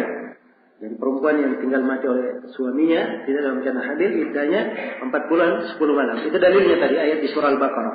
Walladzina yutawaffawna minkum, dan kalian yang meninggal, wa yadharuna azwajan, dan mereka meninggalkan istri-istri, yatarabbasna bi anfusihinna arba'ata ashhurin wa asyra. Maka dia menjalani iddah 4 bulan 10 apa? 10 malam. Kemudian yang ketiga kata beliau, al-mufaraqah fil hayati. Wa hiya min dawatil quru' ta'taddu bi thalathati quru' in kanat qurra wa qur'ani in kanat amatan. Ya. Kata beliau yang ketiga adalah perempuan yang ditalak, yang berpisah di masa suaminya hidup, dan perempuan ini adalah perempuan yang sudah bisa haid. Sudah bisa haid. Atau dia sudah haid. Perempuan yang sudah haid. Jelas ya? Sebab akan datang nanti perempuan yang sudah terputus haidnya dan perempuan yang masih kecil belum haid. Jelas ya? Ada iddahnya. Lain lagi itu. Ini khusus untuk perempuan yang ditalak dan dia dalam keadaan apa? Dan dia bisa haid. Ya. Ini iddahnya, kata penulis dilihat. Kalau dia perempuan bebas, iddahnya 3 quru. 3 quru tadi kita katakan ada berapa penafsiran quru itu? Hah? Ada 2 penafsiran. Quru bisa bermakna apa? Suci dan bisa bermakna haid. Dan yang lebih kuat, dia bermakna haid. Baik. Jadi 3 kali haid ya. Ini kalau perempuan bebas. Tapi kalau perempuan itu adalah budak, ya, yang disebut oleh penulis wa Qur'ani in kanat amatan. Kalau dia budak 2 kali saja. Ya. Kalau dia budak 2 kali saja. Ini pembahasan yang kedua yang saya katakan tadi, bahwa budak itu 1/2 dari apa? 1/2 dari orang yang bebas. Nah,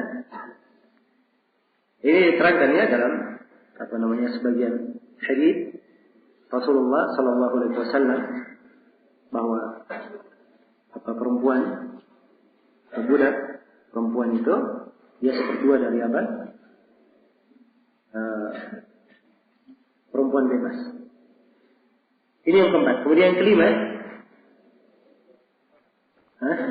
Baik, ini yang ketiga. Yang keempat. Ya. Yang keempat. Dalil yang ketiga tadi sudah kita baca ya ayatnya. Wal mutallaqati yatarabbasna bi anfusihinna thalathata quru'.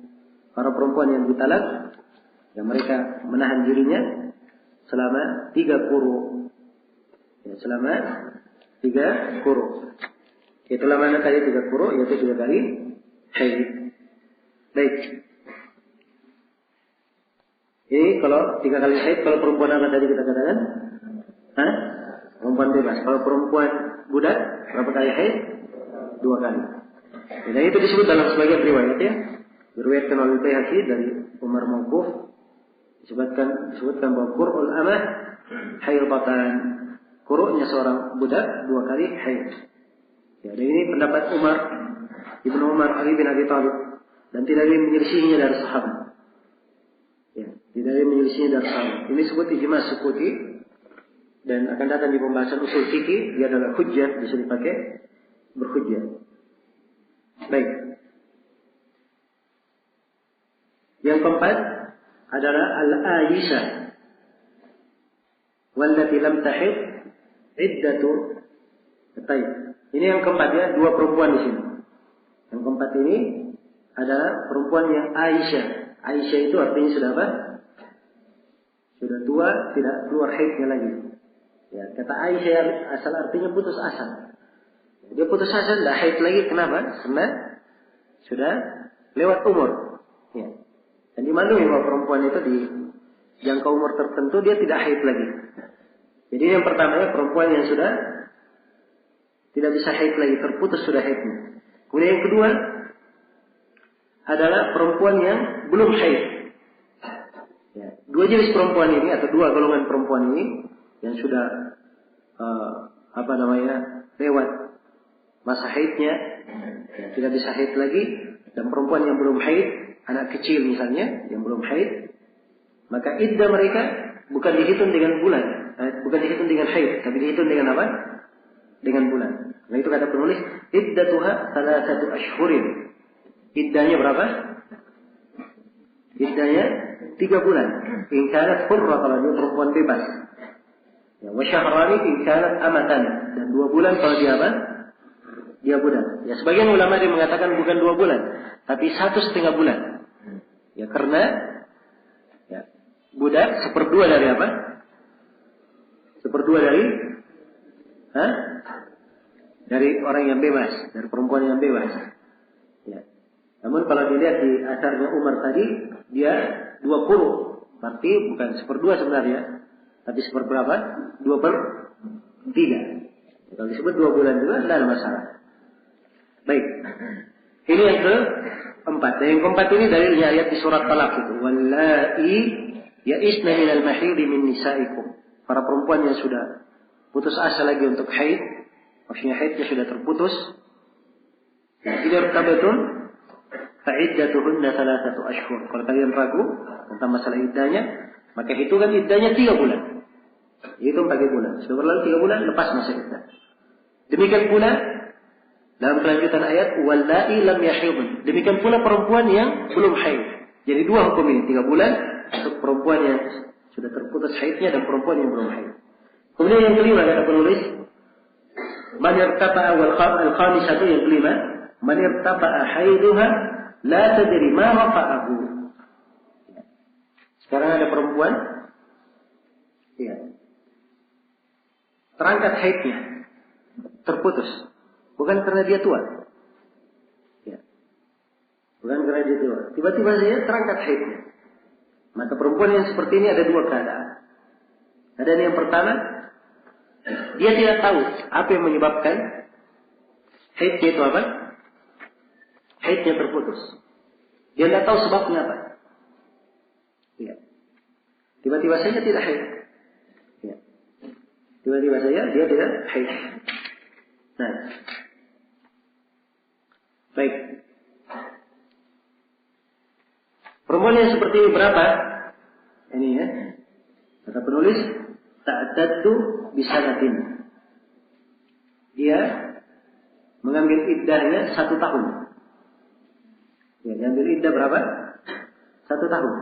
Ya. Jelas ya? Kenapa 1 tahun? Ya, pertama, untuk iddah perempuan melahirkan. Perempuan melahirkan paling banyaknya, kebanyakan perempuan berapa bulan? 9 bulan. Ya. Kemudian ditambah lagi 3 bulan. Untuk iddah perempuan yang sudah apa? Terputus haidnya. Jadi semuanya berapa? 1 tahun. Ya.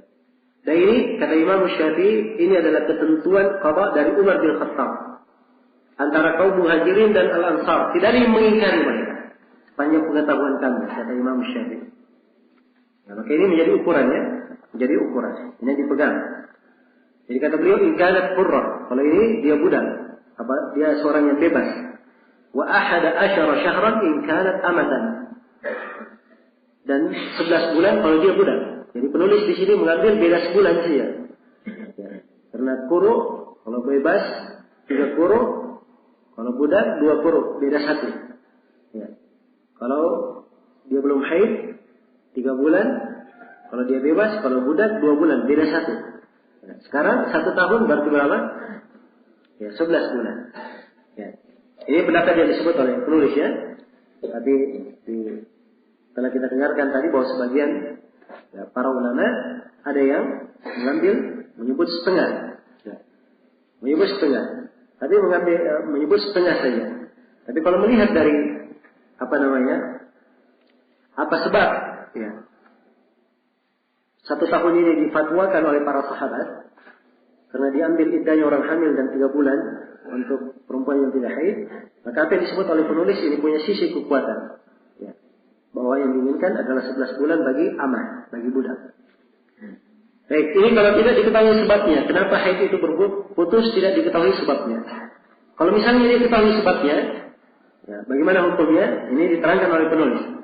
Wa in arafat ma rafa'ahu, kalau diketahui apa sebabnya yang mengangkat haid itu, ya, misalnya diketahui sebabnya, oh ini karena dia sakit, atau sebabnya karena dia menyusui, atau sebabnya karena dia minum obat, ya, efek dari minum obat ini, ya, maka ada kelainan dari haidnya, ini diketahui sebab namanya.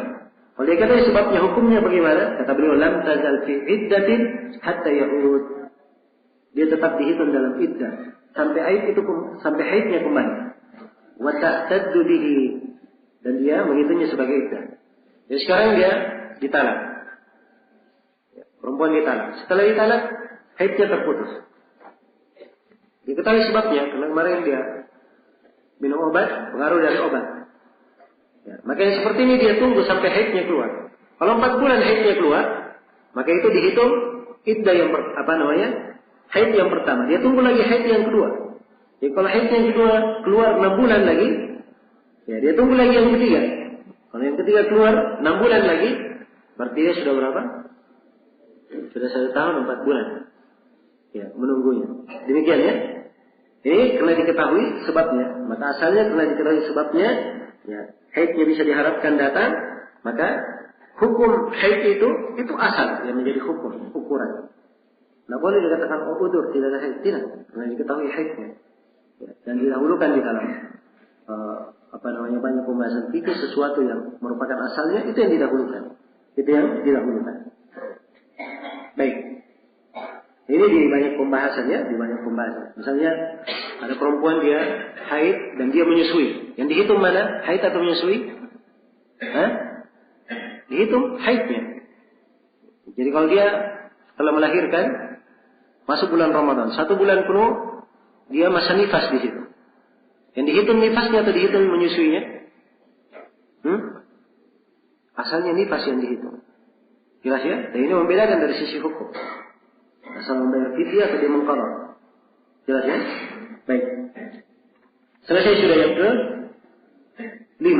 Kemudian yang ke-6. Perempuan yang ke-6.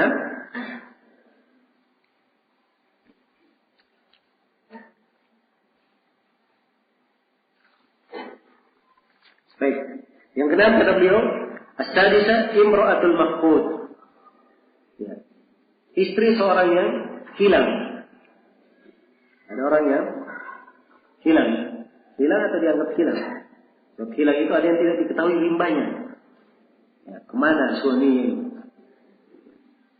Jelas ya? Ada yang hilang, sifatnya dia pergi meninggalkan istrinya, belum pernah kembali. Belum pernah kembali dan tidak diketahui kapan akan kembali.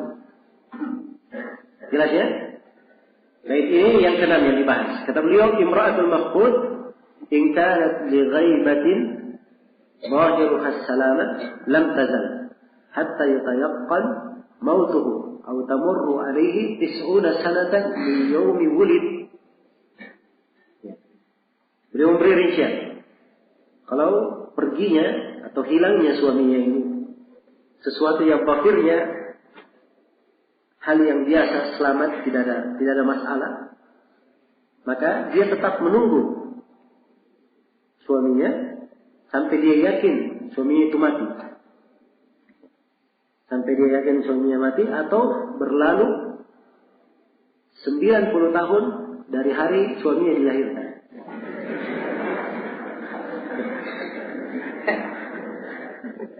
Ya, sebab mereka mengukur bahwa kebanyakan orang ya, umurnya paling panjang berapa? 90 tahun. Ya. umurnya paling panjang. Kebanyakan ya, 90 tahun itu sudah masuk ke kadar yang dianggap meyakinkan. Nah, ini rincian yang pertama. Ya, kalau dia hilang, perginya biasa, wajar dia meninggalkan, selamat tinggal apa segala macam. Ini wajar. Tapi kalau yang kedua, ya, in kana zahiru hal halak, zahirnya dia binasa. Ya, suaminya hilang mana? Hilang terbawa banjir. Ya. Hilang ketika terjadi musibah. Makanya zahirnya apa? Zahirnya dia ikut. Ya. Kena musibah, kan begitu. Jadi zahir. Maka perempuan yang seperti ini apa kewajibannya? Kata beliau, tarabbasat 4 sinin, thumma i'taddat. Dia menunggu 4 tahun. Kalau 4 tahun dia menjalani iddah. Ya. Kenapa menunggu 4 tahun? Itu adalah keputusan yang ditetapkan oleh para sahabat. Ya. Umar bin Khattab memutuskan hal tersebut. Jelas ya? Memutuskan hal tersebut. Nah, ini kata Imam Ahmad, dia adalah sesuatu yang tidak ada ganjalan di hatiku menerimanya. Karena datang 5 orang sahabat memerintah untuk menunggu 4 tahun. Ini yang dikatakan oleh Syekhul Islam yang benarnya. Jelas ya? Baik. Jadi dia menunggu 4 tahun. Setelah 4 tahun, nah baru dia menjalani iddah. Menjalani iddah. Iddah apa? Iddah perempuan yang apa? Iddahnya apa? Iddah perempuan yang ditalak atau ditinggal mati oleh suaminya? Ya, ditinggal mati oleh suaminya. Jadi 4 tahun dulu, setelah itu dia duduk lagi berapa? 4 bulan 10 hari. Jelas ya? Baik.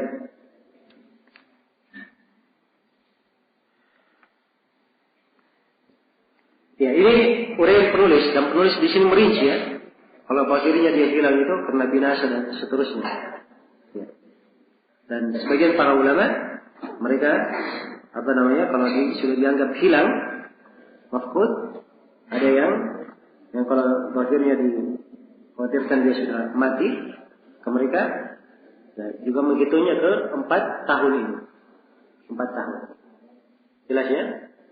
Tapi secara umum kalau misalnya dia menunggu di keadaan yang pertama akhirnya pergi selamat, ya, dia menunggu sudah tidak tahu kemana rimbanya suami, sudah belasan tahun tidak pernah pulang. Ya, tidak pernah pulang. Dan si istri dia ingin menikah lagi, itu urusannya pengadilan. Sebab masalah mempasah nikah, yang membatalkan akad nikah itu urusan pengadilan. Jelas ya? Di urusan pengadilan. Baik. Ini hal-hal yang berkaitan dengan masalah iddah, dan ini kaidah yang ke-62. Dengan ini kita cukupkan pembahasan untuk malam ini. Insyaallah taala pada pertemuan besok kita akan memasuki pembahasan seputar hudud. Kaidah-kaidah seputar hukum-hukum had. Baik, sudah waktu habis ya, nggak ada waktu saya jawab malam ini. Sementara saya cukupkan di sini. Subhanakallahumma wa bihamdik, asyhadu an la ilaha illa anta, astaghfiruka wa atubu ilaik. Walhamdulillahirabbil alamin.